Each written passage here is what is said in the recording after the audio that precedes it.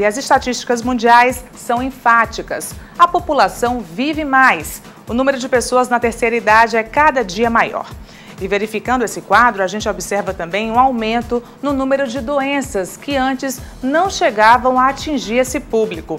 Portanto, os cuidados com a imunização devem ser redobrados. Idosos não devem se vacinar só contra a gripe. Existem hoje muitos outros motivos de preocupação.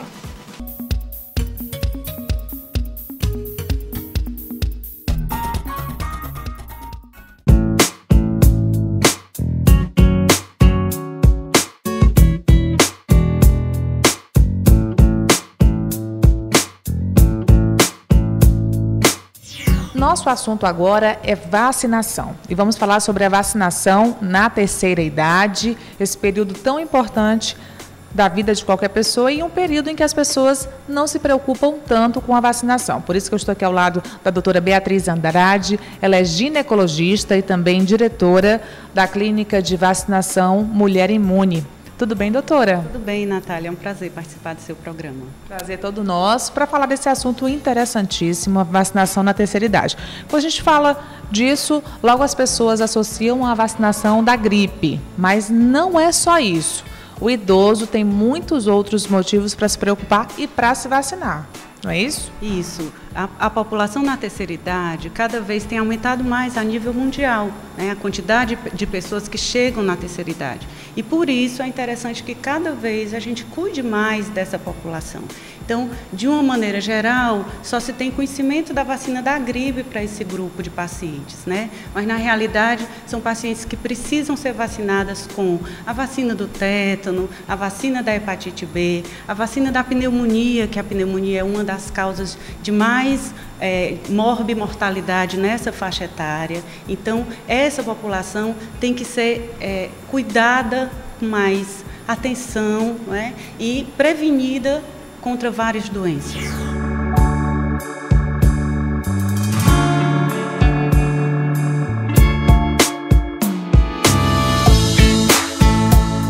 Doutora, e por falar em vacina antitetânica, a gente sabe que os idosos mexem muito com jardinagem, é um hobby para eles, tem essa questão das quedas, então é uma vacina importantíssima. Os idosos têm se preocupado com isso? Olha, com certeza não, até porque a nossa classe médica precisa ser despertada para esse tipo de patologia que pode ser evitada com a antitetânica. Então, o médico tem que indicar essa vacina para o idoso. Até porque, Natália, esse idoso, quando era criança, né, a população de 60, 70 anos, quando estava na fase da infância, essa vacina não tinha no Brasil, a nível assim de acesso, né, de um modo geral, para essa população. Então, a maioria dos idosos não foi vacinado contra tétano. Não tem imunidade nenhuma. Não tem imunidade nenhuma, né? Então, é preciso que se crie essa consciência, porque o idoso agora se cuida mais, a idosa vai a salão de beleza, ela faz unha, ela pode se cortar, ela faz o perigo da hepatite também, né? O perigo de contaminação também com o vírus da hepatite nos salões de beleza, né? Então, essa idosa, esse idoso precisa tomar esses cuidados e ou através do profissional que indique ou através de clínicas, que hoje a gente já tem em Fortaleza, clínicas especializadas em vacinação adulta para receber essas orientações. Normalmente o geriatra que faz essa indicação. Normalmente. Clínico geral. Isso. A população idosa geralmente vai para o geriatra, vai para o clínico geral e vai para ginecologista, vai para o urologista, né? No caso dos homens, e a ginecologista, as mulheres. Então, esses profissionais geralmente é que indicam. E como é essa vacina antitetânica? São quantas aplicações? Para quem nunca foi vacinado, são 3 doses, com intervalo de 1 a 2 meses entre essas doses. Para quem foi vacinado, que já recebeu as 3 doses, um reforço a cada 10 anos. Então, vacina tem cobertura do SUS?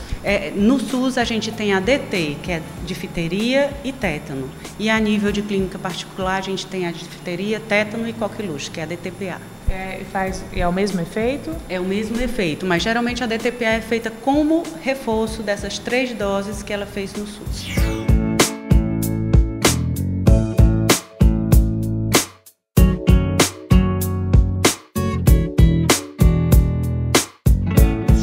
Doutora, e falando dessa questão sexual, hoje os velhinhos estão acesos. A gente vê muito casal aí com atividade sexual bem ativa, bem acelerada. Isso também é um resultado do mundo em que a gente vive hoje, a questão dos medicamentos, Viagra, etc. É necessária também essa preocupação com a questão da vacinação, né? Eles estão preocupados com isso ou não também? Olha, Natália, essa população na terceira idade, na realidade, eles sempre tiveram vida sexual, mas tem vergonha de chegar para o médico e dizer. E o médico também não pergunta sobre a vida sexual do idoso. Não há essa comunicação. É como se o idoso fosse um ser assexuado, que, né, o velhinho, o bonzinho, a vovozinha. Então, é como se não tivessem relação sexual. Isso não é verdade. Paralelo a isso, somado a isso, tem o advento de medicações que melhorou a qualidade da relação sexual desse casal, como o Viagra para os homens, como a terapia de reposição hormonal para mulheres. E esse idoso deixou de ficar em casa também, aqueles que não têm seu companheiro, para participar de grupos de terceira idade, grupos que viajam, então eles paqueram, eles namoram. Tem pesquisas mostrando que o percentual de vida sexual ativa nos homens na terceira idade chega a 70% e nas mulheres a 50%. Né?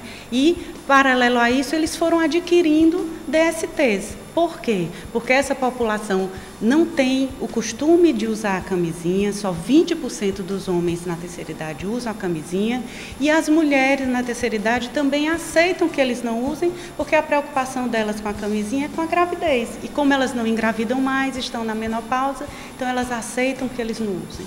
Resultado, houve no Brasil um aumento significativo das DSTs na terceira idade. Inclusive a AIDS. Inclusive índice altíssimo na terceira idade. Exatamente. A quantidade foi 100% a mais nos últimos 10 anos. Não é? Então, tem vacinas que podem prevenir algumas DST, como a hepatite B, que é considerada uma DST, e como a vacina do vírus do HPV, que essa idosa ela está suscetível devido a esses fatores que eu já lhe falei anteriormente.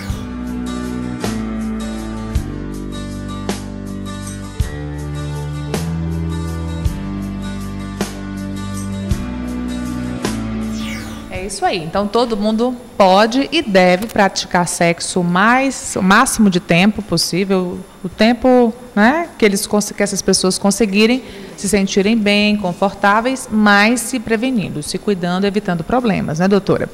E falando das pneumonias, que, claro, começam com as gripes. Então, fica, mais uma vez, o alerta aqui da importância da vacinação contra a gripe nessa faixa etária. Com certeza. A faixa etária da terceira idade tem indicação formal de se vacinar anualmente contra a gripe, Natália. É uma vacina que todo ano o Instituto Butantan colhe os vírus mais comuns da comunidade e faz uma nova vacina. Então, a vacina do ano passado não serve para esse ano. É importante enfatizar que a vacina da gripe é todo ano. E o idoso, quando gripa, ele pode complicar com pneumonia. E como ele não tem um sistema de defesa muito bom, já está debilitado, essa gripe vai se estendendo e ninguém pensa que é uma pneumonia. Quando o médico vai perceber, o idoso já está gravemente doente, né, acometido de pneumonia. Então, é importante também que esse idoso se vacine contra a pneumonia. E é uma vacina que tem acesso, ela é acessível nas clínicas de vacinação, o modo de tomar também é muito fácil. Como é, doutora? Essa vacina pode ser aplicada a pneumotreses em dose única, ou ela pode ser aplicada para aquelas pacientes mais suscetíveis, que têm mais tendência, doença pulmonar, uma dose da pneumotrese, com 2 meses depois uma dose da pneumo 23.